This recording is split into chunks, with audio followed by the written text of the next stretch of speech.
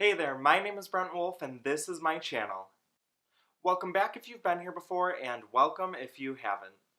For today's video I will be reviewing and going through Cardi B's debut album, Invasion of Privacy. But before we get started, make sure you like this video, subscribe to my channel if you haven't already, and comment down below what are your favorite songs from the album, what don't you like about it, let me know your opinions down below. With all of that out of the way, let's jump right in. So, I have a lot of conflicting opinions about this album, and I'm going through a little bit of an internal conflict. So, let's just get started with the things that I do really like about this album. Kicking off Invasion of Privacy is a song called Get Up 10, and personally, I think it is one of the best songs on the album. Unlike songs like Bodak Yellow, which are pump up songs for like going out and partying and stuff, Get Up 10 is like a life pump up jam. It is very motivational and empowering. I love it. I think this song really showcases her songwriting skills and is truly a full force song that kicks off this album. And it really just tells her story from this like rags to riches, started from the bottom, now we're here sort of storyline that she has. And it's amazing in the way that she really showcases her talent in this song. Just having gone from a more tumultuous past to then being a reality TV star from Love and Hip Hop New York, and now being like a platinum artist and breaking records with like one of your first singles, I think that storyline is amazing and it's truly empowering to so many different people.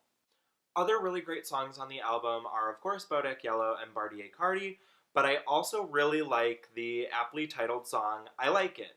I think Cardi B's features with Bad Bunny and J Balvin, and just including these sort of reggaeton producers and songwriters, I think was a really smart move, and the reason that this song is so amazing out of all of them is that it is a complete 180 from the rest of the songs on the album. Of course, I Like It samples Pete Rodriguez's classic hit I Like It Like That, but the way that they took this sort of classic hit song and remixed it into this sort of Latin trap fusion is incredible. Both Apple Music and Spotify have both notated that I Like It is the most streamed track from Invasion of Privacy. Other really great songs that have featured artists on them are Best Life, which features Chance the Rapper, and Ring, which features Kalani. While Best Life truly is a song about living your best life and just going out and doing everything to your absolute best potential each and every day, Ring is a more laid-back song that really just tackles those feelings of not being in love with someone anymore. I think Ring has one of the best choruses on the album, and the way that Kalani and Cardi B's voices go together, it works really well for them and they sound great together. As if the Chance the Rapper, Kalani, J Balvin, and Bad Bunny collaborations weren't enough, we also got a collaboration on the final track of Invasion of Privacy, which is called I Do, and it features SZA. Now this song, really more than anything, is just about reclaiming power and just really owning who you are. In this song, SZA's vocals are sort of auto-tuned and tweaked just slightly that really set up Cardi's verses for success. So it goes from having this auto-tuned rap-sung chorus into these really punchy verses. I think especially considering that the album starts off with a song like Get Up 10, which is really just about the trials and tribulations that Cardi has overcome to get to where she is today. Ending the album with a song like I Do, and having that sort of reclaiming of power and just that solidifying of who you are and just embracing and fully loving the ability to be a badass woman in the industry and be a badass woman in general, and Cardi and SZA just owning their womanhood is so powerful. Regardless of all the other songs on the album, I think just the choice to kick off the album with Get Up 10 and then end it with I Do, it was just a really smart move. I think what I like most about this album is Cardi's songwriting skills and her style for writing songs. The way that she can go from joking and not being so serious in her songs to also talking about real things and being humble, but also having this very punchy and assertive style to her, I think it shows in this album, and it shows really well across a variety of the songs. But like I said, I did have some conflicting opinions about this album, and I'm not just gonna sugarcoat everything, and I'm not gonna pretend like I loved everything on the album, because there certainly are some things that I didn't like, so let's just get into that. First off, I think that the song Drip featuring Migos is probably one of the worst songs that I've heard in a very long time.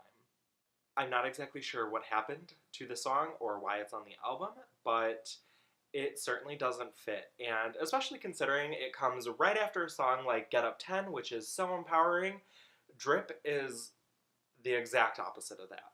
And personally, I feel like Drip sounds like it was written by the boys on my school bus back in middle school. So yeah, I'm not going to go further into that song. It's just a hot mess for me, and there's 13 songs on the album. 12 would have been fine. We could have taken this off, and the world would have gone on. Also, two other songs in the album, She Bad and Money Bag, just personally for me, don't add anything to the album. I think that they're very repetitive, and I think that it just really sounds like Cardi's songwriting skills and all of her talents were so focused on a lot of the other tracks that when it came to these, they just got the short end of the stick and got lackluster choruses, not as great lyrics, and just really are subpar to the rest of the album. I don't know, there's just so many songs on this album that are like top tier, high end songs that are just absolutely great, and then Drip, Moneybag, and She Bad are just like, they were on clearance, they were for sale. Her contract said she needed 13 songs, she only had 10, and this is what we were left over with, and this is what we got.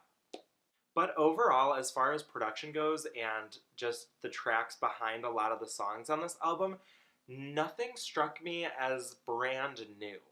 Personally, I feel like if we stripped back the vocals, stripped back the lyrics, Cardi B, all the features, and just left the tracks and the production, this album would sound like it could have come out at any point in the last 10 years.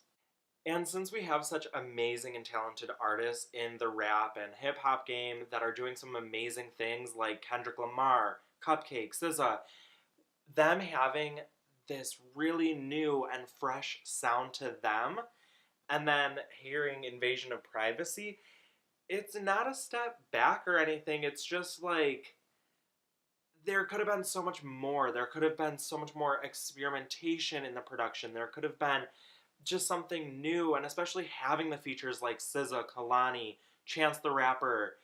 I just feel like there could have been so much more. But of course, that is just my opinion, and this is the way that I interpreted the album and the way that I listened to the album and what I personally noticed.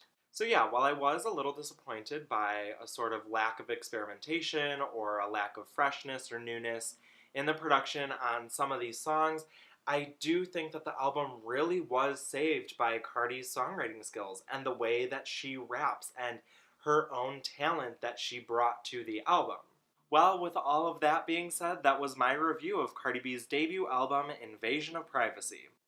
If you would like, you can follow me on Twitter and Instagram at @TheBrentWolf, or if you would like to see some of my other reviews and content, you can go to my blog, wanderingwolf.com.